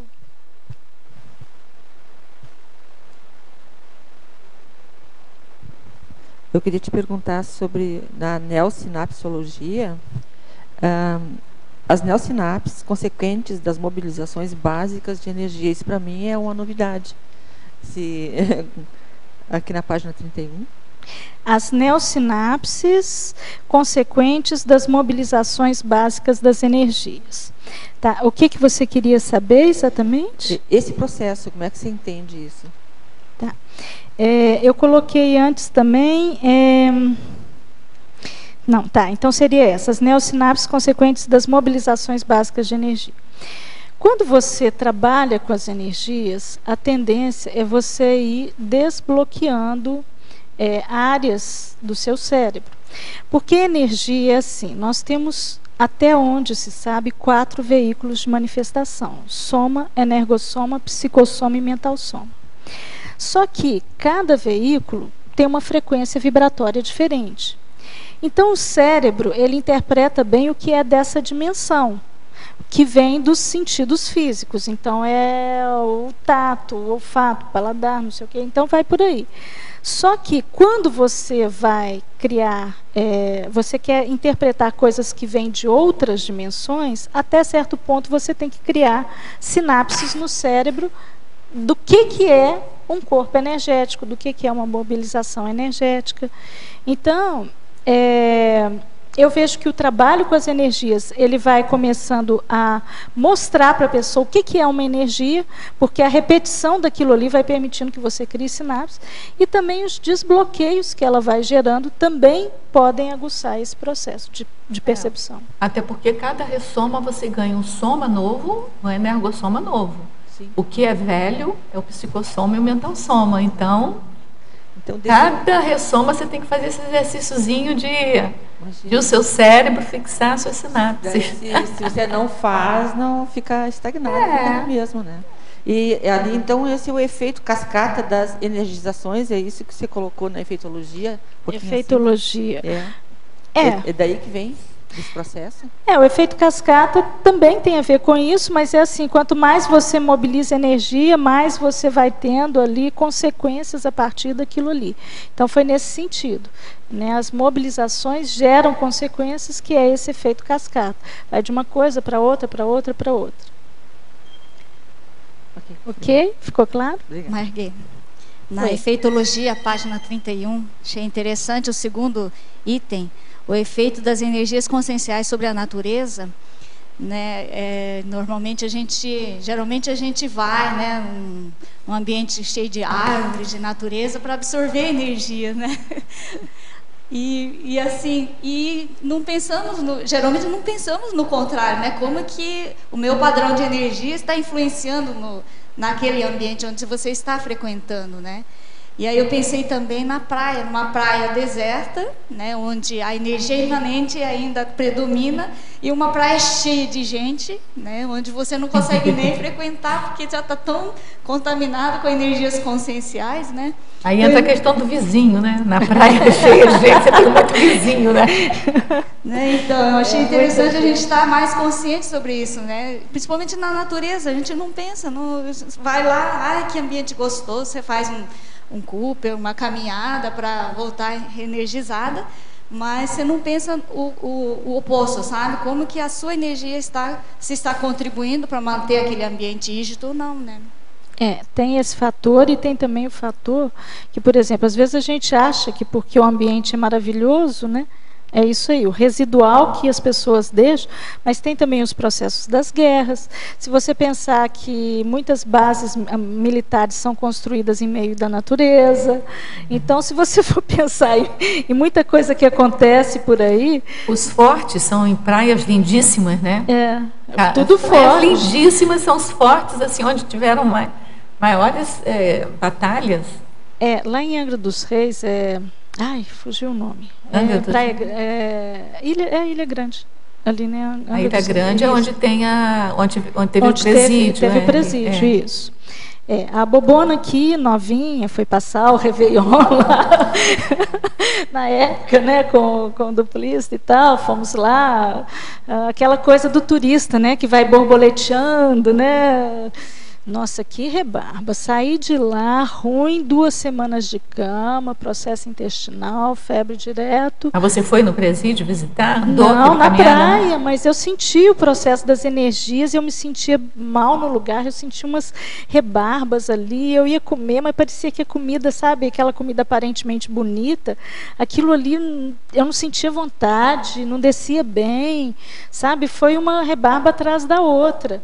E depois de um certo tempo, conhecendo um pouco mais sobre as repercussões energéticas, aí eu falei assim, elementar. Pode ser a consequência da assistência que você fez? Porque às vezes a gente, né, quem não banca, como é que é? Quem não tem competência não bota banca.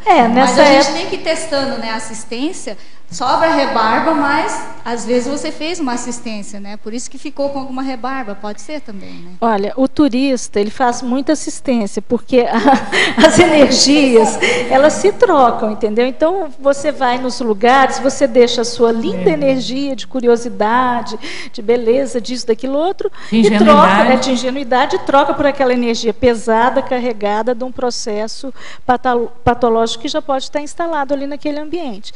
Então, o turista, em geral, ele faz muita assistência, só que eu acho que essa assistência é assistência de amador, porque a pessoa fica com rebarba energética, ela pode ter, no meu caso, eu fiquei 2 semanas com febre, sem saber direito o que eu tinha, tomando antibiótico, com problema intestinal, uma série de coisas, e que na época eu não soube traduzir o que era, e foram 4 ou 5 dias de Ilha Grande. Um lugar muito bonito para mergulhar. Nossa. Era carnaval isso? Não, foi Réveillon. Então, assim, falta aí, para o turista, às vezes, a dominância energética, porque se você acha que realmente é necessário você ir naquele ambiente, você tem de ver o que você e mais preparado. Mas hoje, se você voltasse hoje lá, você já não passaria por essas... eu já fui a Ilha Grande na época. Eu tenho que questionar se eu gostaria de ir nesse lugar de novo, que é um pouco diferente, porque depois que você sabe como que é, a pergunta é, o que você vai fazer lá? Né? Você tem algum objetivo mais sério que vale a pena se fazer? Agora, onde eu sei que é bem pesado, lá na Ilha Grande, eu sei que é tudo uma ilha, mas a gente vive num continente aqui, se você virar ali, tem coisas também. Onde é o presídio. Eu fui lá, é lindíssima a Ilha Grande, mas eu não fui aonde tem um presídio. Pessoalmente, eu não senti rebarba nenhuma. Eu fiquei só Eu fiquei só na praia também. Eu não fui lá onde estava o presídio. O presídio você avistava da praia, mas estava longe, assim.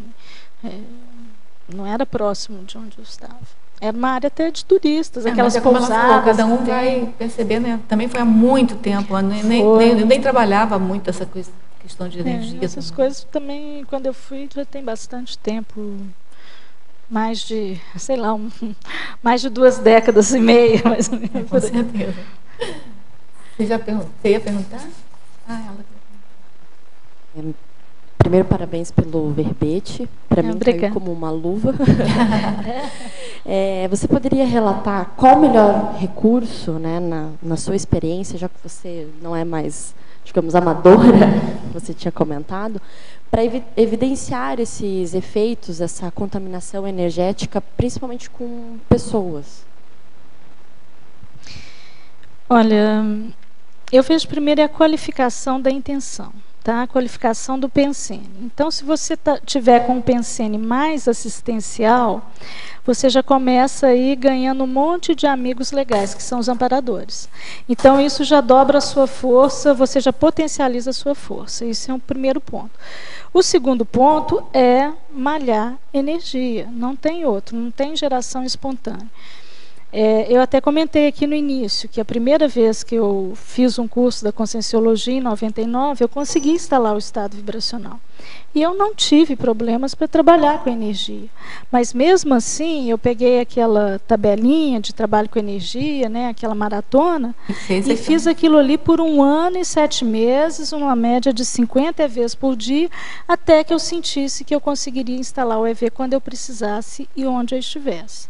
Então, eu me submeti àquilo ali e não me dei por vencida. E eu vejo que, às vezes, tem situações que, às vezes, a gente tem que ficar mais lúcido e ainda reforçar o trabalho. Né? Mas, pelo menos, eu não tenho mais, assim, eu vejo que no meu dia a dia, eu consigo manter um certo equilíbrio nas minhas energias. Né? Então, isso, para mim, no meu nível, eu diria que eu tenho algum nível de dominância energética. Pode perguntar mais. Não? Queria te perguntar, queria te pedir para ampliar os mitos. O mito da neutralidade da intenção e o mito da neutralidade energética. O da intenção a gente já falou, né? Quer que fala de novo um pouquinho? Pode falar. Tá. Então, assim, o mito da neutralidade da intenção é porque é muito difícil a pessoa desconectar alguma intenção, por melhor que seja, daquilo que ela faz. Ela sempre tem uma ideia, um objetivo, o que ela quer com aquilo ali. Então, sempre existe uma intenção, independente da qualidade da intenção. E o mito da neutralidade energética é porque é a consequência. Se não existe intenção neutra, não existe energia neutra. É indissociável, né? Aqui, assim, eu queria que pudesse fazer uma relação entre 2 itens. Um aqui da parafatologia, que é na 9ª linha, a comoção energética gerada pelas multidões influenciando comportamentos. E depois aqui, relacionar com o efeito da autopensenização anticosmoética, colaborando na geração e manutenção de bloqueios energossomáticos. Tá, então, peraí, vamos lá, de novo.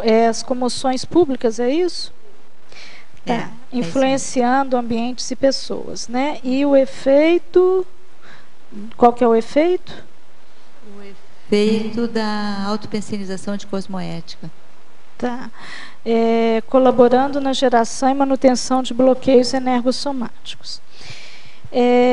O que acontece nas comoções públicas? A gente tem, desde, por exemplo, passeatas, onde você envolve muitas pessoas, onde você tem multidões, a tendência é nivelar por baixo. Por quê? Porque ali o que prepondera normalmente é a mediocridade. A pessoa está com um movimento de reivindicar alguma coisa. Então, muitas vezes, ela não está reivindicando... É muito difícil uma passeata muito tranquila e que outras pessoas não se aproveitem daquilo ali para poder envolver as pessoas. Como é que fala? Você quer ali... não é comover, você quer inculcar na pessoa determinadas ideias, você quer fazer ali meio que uma lavagem cerebral naquele momento. Então, isso muitas vezes pode acontecer. Então, nivela por baixo. Então, quando a pessoa ela entra nisso aí, Pode ser, eu aqui citei uma passeata, mas pode ser, por exemplo, um jogo. Pega aí um jogo de futebol. Um grita, levanta metade para gritar junto. Então, existe o holopensene. O que a gente não pode desprezar é a influência dos holopensenes. Então, aquilo ali é um padrão, uma concentração de um determinado padrão de energia que acaba pegando aqueles que não têm tanto domínio de energia. Então, a pessoa ela entra na onda. Tá? E isso, se é algo anticosmoético, pode colaborar para gerar e manter os bloqueios energossomáticos. Por quê? Porque o bloqueio ele provém não só do nível evolutivo da consciência, mas também do padrão que ela mantém. Então, se a lucidez dela baixa, ela vai ter algum nível de baixa percepção, algum nível de bloqueio pode ser resultante, porque aquelas trocas estão acontecendo ali. Então, o nível daquelas consciências acaba impregnando em você também. Ida pela energia da multidão. Isso. Obrigada. Ok. Na página 32 tem o parágrafo caracterologia. Você pode expandir para a gente? São 4 características, 4 tipos. Ok. Aqui a gente fala assim, na análise da dominância, as interações energéticas e seus respectivos efeitos. Na realidade, essa caracteriologia ela é quase que uma lei da energossomática, né? Por exemplo, quando você faz uma evocação, então você emite uma energia que vai atingir o alvo instantaneamente, porque na outra dimensão não tem as barreiras de tempo e espaço, né? E esse padrão aí, que você, por exemplo, dependendo da evocação, dependendo do nível de dominância que você tem das energias, você pode gerar um impacto no outro instantâneo, forte, gerar alguma repercussão ou não, tanto positiva quanto negativa. Né? Agora, se a pessoa não tem tanta força energética, pode ser que o outro não perceba. Né? Aí também vai muito da sensibilidade do receptor, mas a energia vai. Né? Você pensou, foi. Agora, o resto você trabalha o quê? As percepções e a quantidade e a qualidade da energia que foi. Né? Então, esse é a evocação. A hierarquia. Multidimensionalmente, o gabarito das consciências mais evoluídas se reflete diretamente na capacidade de dominância energética cosmoética de maneira inescondível. Então, aí a gente faz analogia com o serenão. Né? Então, você vai pensando assim, que quanto mais evoluída é a consciência, mais cosmoética ela é, mais sutil é a sua energia e mais abrangente acaba sendo também. Né? E a lucidez, a dominância energética pode acontecer de modo intencional e consciente ou natural e inconsciente. Então, às vezes, a pessoa ela tem muita força presencial, ela tem uma dominância boa de energia, mesmo que ela não se dê conta do potencial dela. Mas, essas trocas aí, elas vão acontecer. Então, a pessoa ela vai exercer o poder dela conscientemente. Eu sei que eu tenho um poder e eu exerço, ou eu não sei, mas eu exerço assim mesmo. Porque aonde eu vou, o meu jeito de ser, eu acabo levando aquilo que eu sou capaz. Né?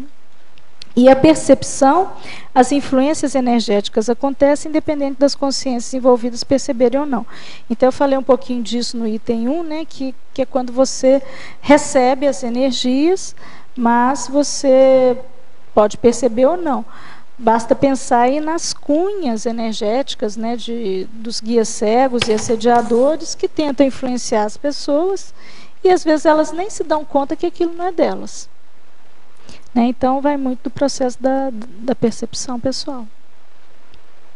A verbetógrafa poderia dizer onde encontrar a tabela que se referiu energética? Sabe qual é a tabela? Aquela que você falou que usava, acho que era para o EV, quando você... Ah, tá. É a maratona do estado vibracional. Será que não tem no ICGE, não? Pode ser que no ICGE tenha. Alguém sabe?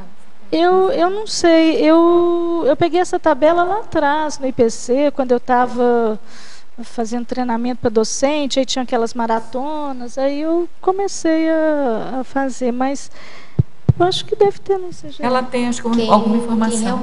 Quem faz bastante e promove as maratonas do EV é o IPC do Rio de Janeiro. Então, a pessoa que tem contato, que gostaria de receber, entre em contato com o IPC do Rio de Janeiro. O e-mail é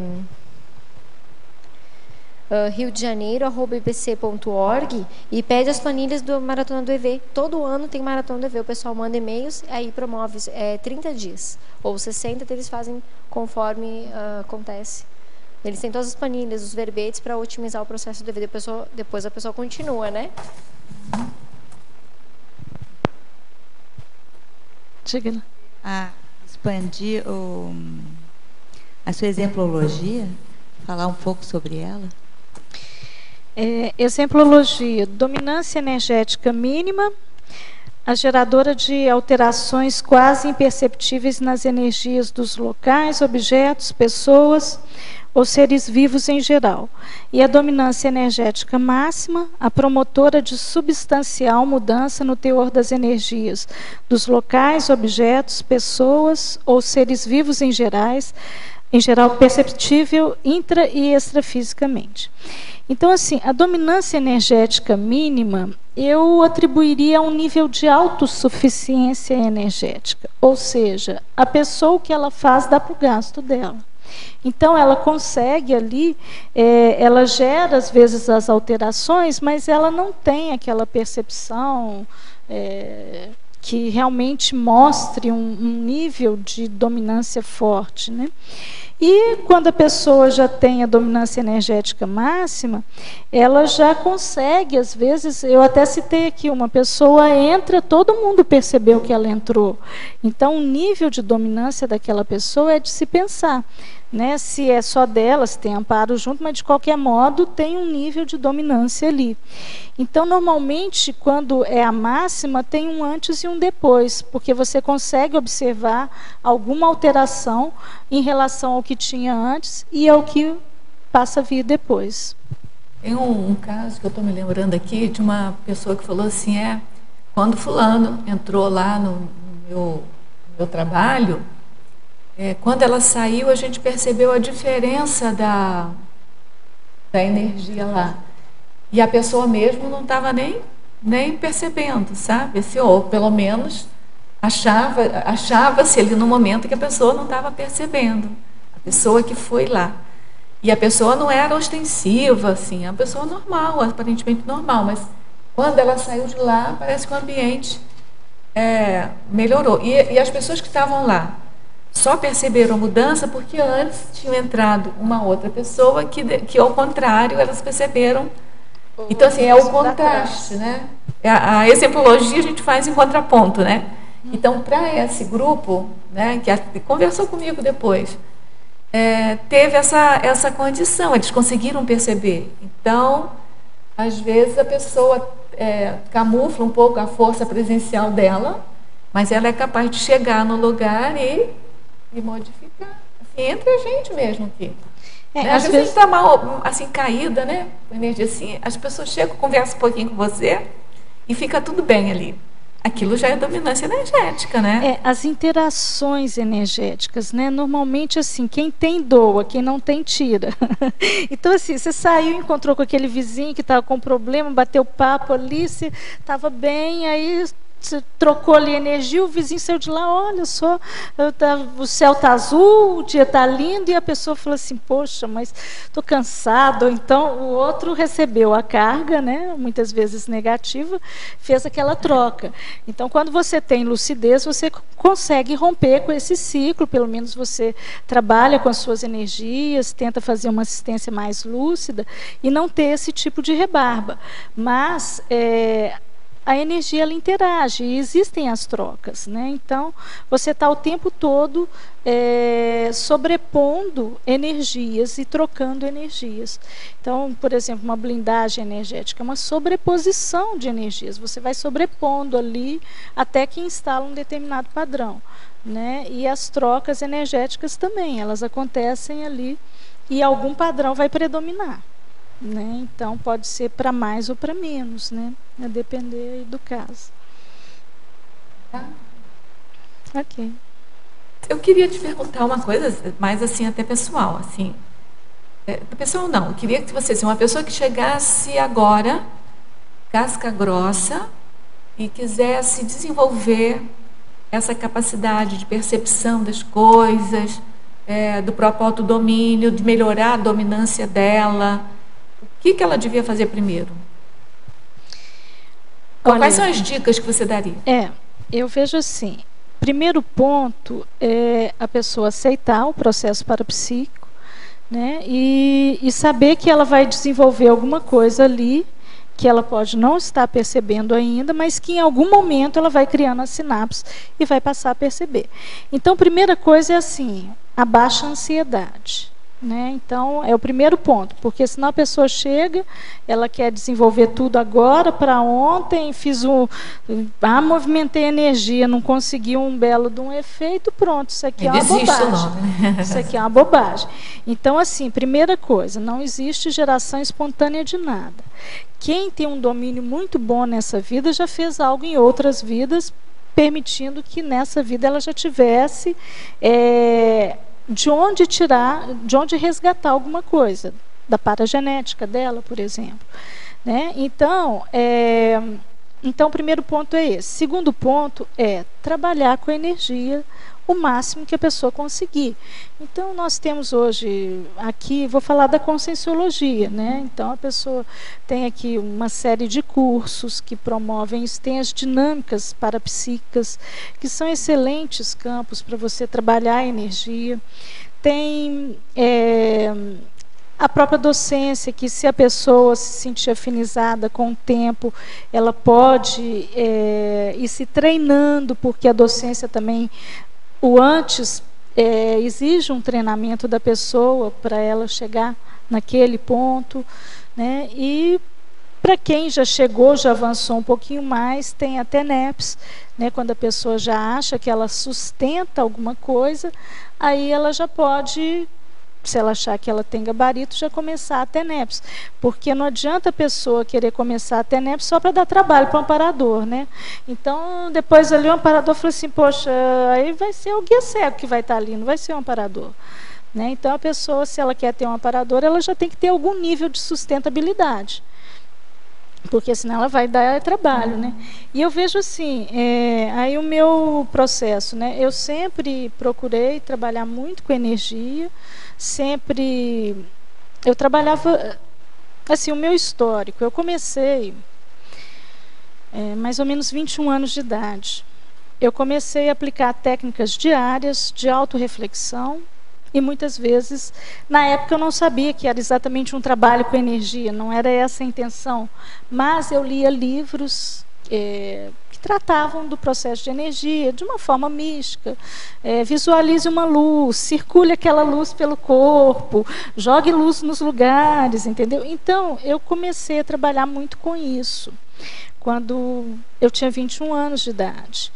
E eu vejo assim, que o meu caso não necessariamente vai ser o caso das pessoas, porque eu tinha técnicas diárias e às vezes ficava 1, 2 horas no mesmo horário, e não era uma TENEPS. Então, assim, e eu nunca tive rebarba disso. Então, eu mantive esse trabalho com energia e de autorreflexão, de autoconhecimento. Eu me questionava como que eu estava me comportando nas situações em relação ao que eu queria, o que eu fazia com cada coisa. Então eu fui crescendo. Quando eu cheguei na conscienciologia, eu me identifiquei logo com as técnicas, procurei exercitar ao máximo e procurei entrar na docência. Daí a pouco eu já comecei a TENEPS. E quando eu vim para a Foz, em 2004, eu participei de dinâmicas parapsíquicas ininterruptamente, até hoje. Então, assim, eu não acho que eu seja uma expert, eu acho que ainda tem muita coisa para melhorar, porque eu acho que o céu, né, o infinito é o limite. Mas, assim, isso me deu mais autoconfiança, me deu gabarito, e hoje eu faço uma referência a tudo isso de uma forma mais tranquila, que eu tenho confiança no que eu faço, né, em função de eu ter tido esse histórico aí. Mas eu acho que o mais sério é o investimento pessoal. Então, eu acho que a pessoa, se ela quer, ela tem que investir. Não se desenvolve para psiquismo se a pessoa não fizer um mínimo de esforço, e começa pelas energias. Eu acho que é por aí. Aí tem aqui a ascendência do padrão energético nas comunexes mais evoluídas e a melhoria pessoal consequente da influência energética das consciências mais evoluídas. Você acha que isso vamos chamar assim, é natural, ou você acha que a pessoa tem que procurar isso? O que eu tenho que fazer para eu receber essa influência dessas consciências mais evoluídas? É natural? Ou eu posso ficar aqui parada rindo para vocês e eu vou conseguir isso? Como é que funciona isso? Olha, princípio de causa e efeito, né? É impossível desconectar você do que te acontece. Então, algum esforço, algum mérito a pessoa teve para chegar numa determinada condição. E se ela quer manter, não é assim, cheguei, agora não preciso fazer mais nada. Então, agora eu vou cruzar as pernas, os braços e pronto, acabou. Isso vai ser para o resto da vida. Também não é assim. Então, existe a ficha evolutiva pessoal, a meritocracia. Então, eu acho que se você quer se conectar com as consciências mais evoluídas, não são elas que têm que achar você que tem que dar motivo para elas quererem você como companhia delas. E não você achar que elas vão ser companhia sua só porque você falou, ei, tô aqui. Não, não é assim, né? Então você tem que criar os motivos para que justifique, né? E quanto mais evoluída for a consciência, mais você tem que ter um esforço pessoal, uma dedicação pessoal para justificar isso aí. E esse mostrar que você está disposta à interassistencialidade, seria, né? Sim, claro, é o processo da interassistência, da cosmoética, da reciclagem intraconsciencial. Porque, assim, defeitos todos temos, né? São os trafares. Trafals, que são os traços faltantes, também temos, né? Mas a gente tem muitos trafores. O amparador, ele se conecta com a gente pelo trafor. E ele sabe que a gente vai cometer erros, que a gente tem muitas coisas para melhorar. Só que você tem que mostrar para ele que você está querendo melhorar, que você está querendo fazer uma mudança íntima. Porque se você não tiver essa predisposição a essa melhoria, fica difícil. Como é que a consciência vai investir em você, né? Uma consciência mais lúcida. Tem aquele princípio, né, que o amparador está onde o assistido está, né? Então, sem dúvida. Você é o intermediário entre o amparador e o assistido, você é o assistente, né? É a porta para a conexão, realmente essa, é a interassistência, mas você só sustenta uma interassistência, de fato, quando você está em dia com as suas reciclagens. Você não precisa ter todas, porque senão você vira serenão, consciência livre da noite para o dia. Precisa esperar ter todas para começar a fazer essa experiência, né? Não, você tem que começar agora, é o aqui e agora. Porque o futuro é algo que vai existir a partir do seu presente. E o passado é o que gerou o seu presente, ou seja, o presente é a única consequência e a única causa. Então, se a pessoa não faz nada agora, ela não vai ter nada. Agora, você termina a sua parafatologia com a Reubex promovida pelos serenões. Queria que você contextualizasse com o seu tema, dominância energética. Por que você lembrou desse item na parafatologia? Porque a reurbanização extrafísica tem que ter muita dominância energética para estar envolvido nisso aí. Então, eu vejo que é muita gente no planeta e eu acho que tem que ter o gabarito de um serenão né, assim, para estar atuando mais fortemente no processo. Todos nós podemos ser mini peças no maximecanismo, né? É a formiguinha que leva um pedacinho de pão todo dia ali para o ninho dela, mas tem aquela consciência que ela transcende, né, todo o grupo. Então, no caso, eu vejo que isso é uma responsabilidade, digamos assim, maior dos serenões, porque o gabarito deles é maior. Então, eles se envolvem mais. E obviamente, que o nível de dominância ali é totalmente diferenciado do nosso. Não dá nem para discutir, né? Então, é mais ou menos por aí. Tá bom. Marguê, parabéns pelo seu verbete. A gente aguarda. O tempo acabou, viu? Não dá para discutir mais. O tempo é inexorável. A gente espera agora os outros verbetes seus. A gente sabe que você tem vários títulos aprovados, né? Eu tenho 3 títulos aprovados. Isso, então a gente está aguardando agora os próximos. Então, parabéns mesmo pelo verbete. É ótimo. Esse verbete, esse tema é muito importante para a gente, né? Para todos nós aqui. A gente agradece a presença de todos vocês, as perguntas, foram as perguntas, né, que movimentam aqui o nosso debate. A gente agradece a todos os teletertulianos também que participaram conosco aqui, enviando aqui as perguntas e participando, mesmo que à distância, né, mas a energia não mede distância, né? Você falou que a energia não tem parede que bloqueia, nem distância que bloqueia, né? Então, as energias chegaram aqui das pessoas que mandaram perguntas. A gente aguarda vocês nos próximos dias. Todo dia a gente tem debate aqui de 12h30 a 2h30. E são vocês que movimentam aqui os nossos debates. Então, a gente aguarda todos vocês aqui e a gente passa, então, para os nossos comerciais. Eu também quero agradecer aí a todos a participação. E até a próxima.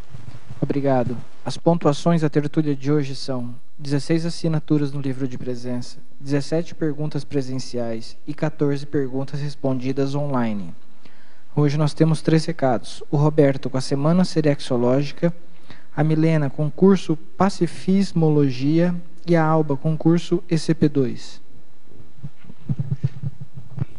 Olá, boa tarde a todos.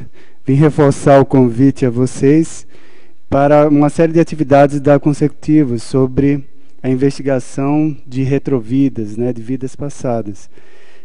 Lembrando, amanhã a gente vai ter uma palestra às 15h30 pela Apex, a Web Conference, será de 15h30 às 17 horas, é só se cadastrar no site.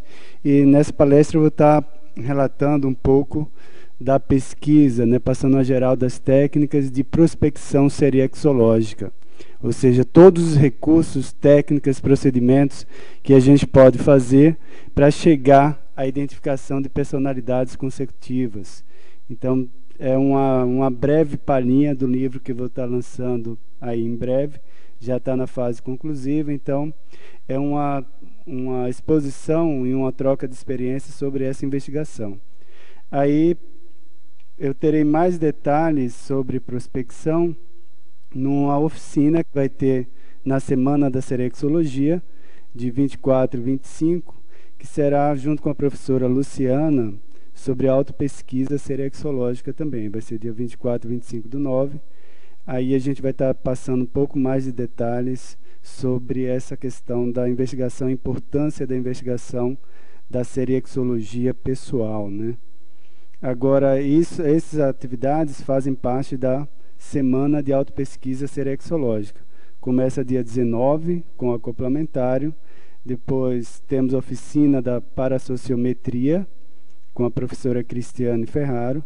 Em seguida vai ter a nossa oficina, 24 e 25, o workshop com o professor Pedro, de clarividência retrocognitiva, e o evento principal, que é o Fórum Internacional de Serexologia, o segundo fórum, que inicia dia 26. Então vejam que é uma série de atividades.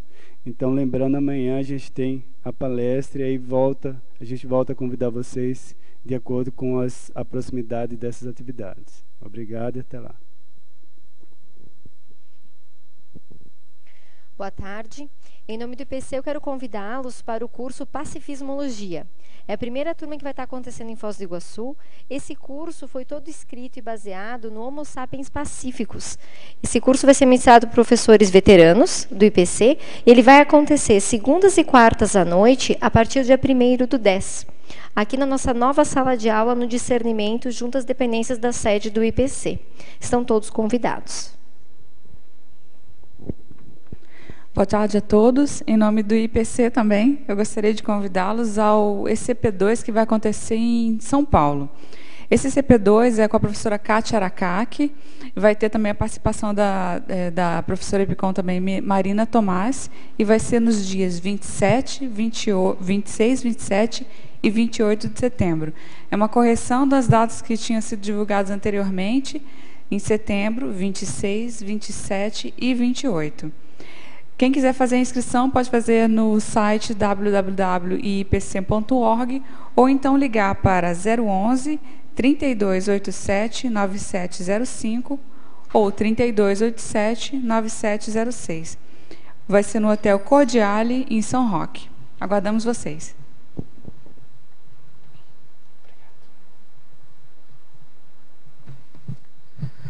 Para amanhã, teremos o verbete micro-organismo, especialidade evoluciologia, com a verbetógrafa Cristina Bassanese. Obrigado e boa tarde a todos.